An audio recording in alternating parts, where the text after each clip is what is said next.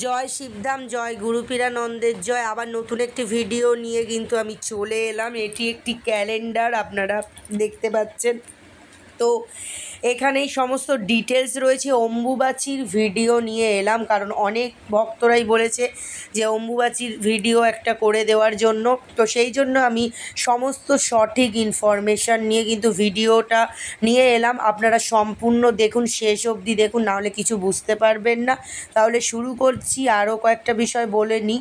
অম্বুবাচীর প্রবৃত্তি নিবৃত্তি কবে, অম্বুবাচী কবে থেকে শুরু হচ্ছে, অম্বুবাচীর দিন কী কী নিয়ম করা যাবে, 16 সোমবার করা যাবে কি না, এই সমস্ত বিষয়গুলো আপনারা কিন্তু ভালো করে মনোযোগ সহকারে শুনবেন, তাহলে কিন্তু বুঝতে পারবেন। ঠিক আছে, তো আমি শুরু করছি। তো আগে আপনাদেরকে আমি দেখিয়ে দেব যে এই যে বং ক্যালেন্ডার, যেটা এই যে আমি এটা আপনাদের দেখাচ্ছি। বং ক্যালেন্ডারে আমি চলে এলাম।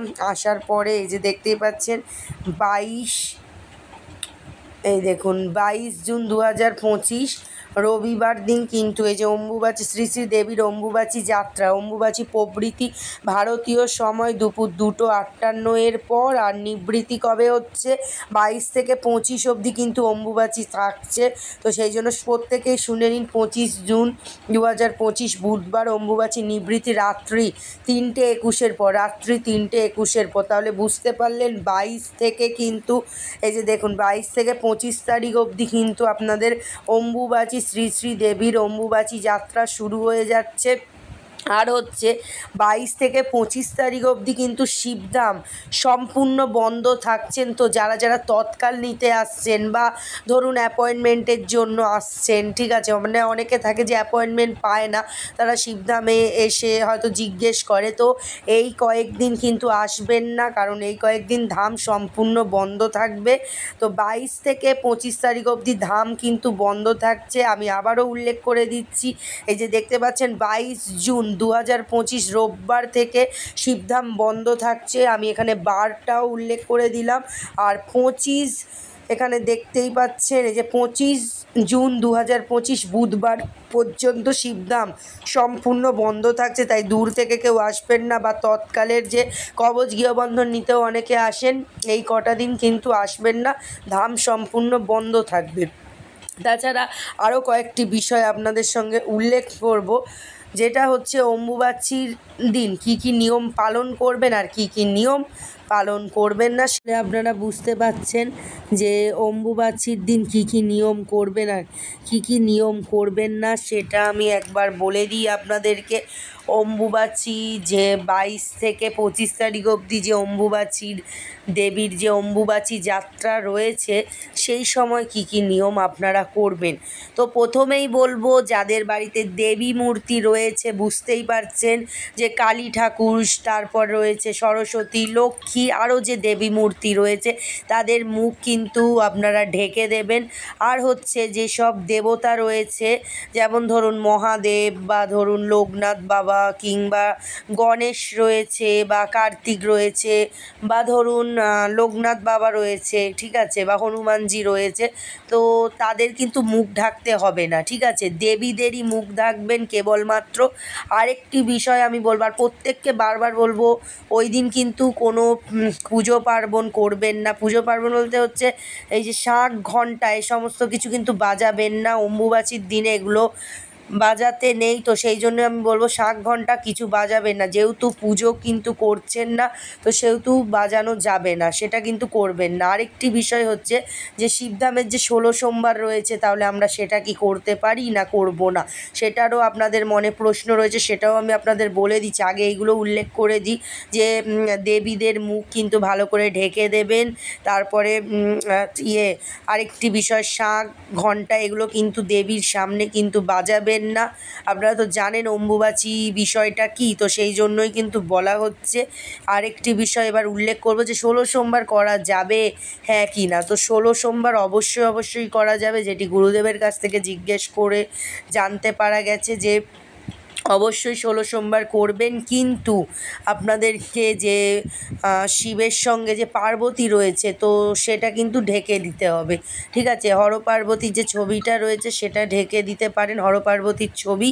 আর আপনারা শিবলিঙ্গের মধ্যে সম্পূর্ণ অভিষেক করে সম্পূর্ণ যে নিয়মবিধি করছেন সেটা সম্পূর্ণ করবেন, কিন্তু ধূপ মোমবাতি সবই জ্বালবেন, কিন্তু শাঁখ ঘণ্টা কাসর এগুলো কিন্তু বাজাবেন না, কারণ অম্বুবাচীর দিন এই জিনিসটা করাটা ঠিক হবে না। কারণ আপনারা তো জানেন অম্বুবাচী কেন হয় বা কী কারণে হয়, তো সেক্ষেত্রে কিন্তু যে দেবীরা রয়েছে তাদের কিন্তু কষ্ট হবে। তো সেই জন্য অবশ্যই আপনারা কিন্তু এই শাঁখ ঘণ্টা না বাজিয়ে শান্তভাবে ধীরে সুস্থে ধীর স্থিরভাবে পুজো করবেন, ঠিক আছে? তো সেটাই আমি আপনাদের উল্লেখ করে দিলাম, কারণ অনেকেই জানতে পারে না, অনেকে এমনও আছে যারা মুখ ঢাকে না, ঠিক আছে? তো অম্বুবাচী হয়ে যাবার পরে জানতে পারলো, তারপর সেই জন্য আমি এতদিন আগে থেকে আপডেট দিচ্ছি। তো আপনারা কিন্তু হর পার্বতীর ছবিতে মুখ ঢেকে দেবেন, আর হচ্ছে আপনারা শিবলিঙ্গ মানে যেসব দেবতা রয়েছে তাদের আপনারা ভালোভাবে পুজো করতে পারবেন, যেমন 16 সোমবারের অভিষেক, 16 সোমবারে ফল দেওয়া, সেটা শিবলিঙ্গের মধ্যে সম্পূর্ণ বিধিটি আপনারা পালন করবেন।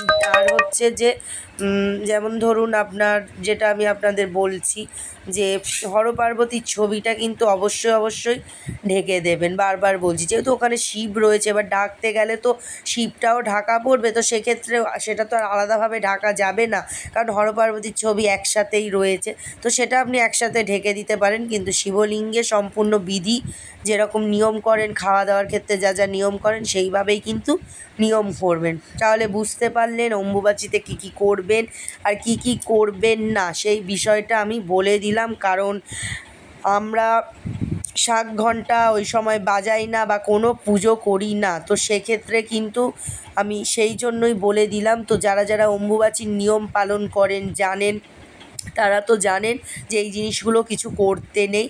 আর হচ্ছে আপনারা কিন্তু শিবলিঙ্গ বা শিবের মূর্তি থাকলে, তারপর হচ্ছে গণেশের মূর্তি থাকলে, হনুমানজির মূর্তি থাকলে, যেসব দেবতা রয়েছে তাদেরকে আপনারা ধূপ দিয়ে, মোমবাতি দিয়ে, খাবার দিয়ে, জল ফুল দিয়ে পুজো দিতে পারেন, কিন্তু দেবীদেরকে ওই সময় টাচ করবেন না, দেবীদের সম্পূর্ণ ঢেকে দেবেন।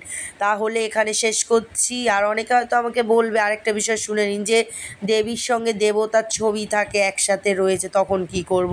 তো সেক্ষেত্রে তো আলাদা করে কিছু করা সম্ভব নয়, তো সেটা একসাথে, যেমন হর পার্বতীর ছবি একসাথেই ঢাকা পড়ে যাবে, কিন্তু শিবলিঙ্গ পুজো হবে সেই রকম থাকবে, কিন্তু মূর্তি যেগুলো রয়েছে সেগুলো হচ্ছে দেবী মূর্তিগুলোই ঢেকে দেবেন খালি।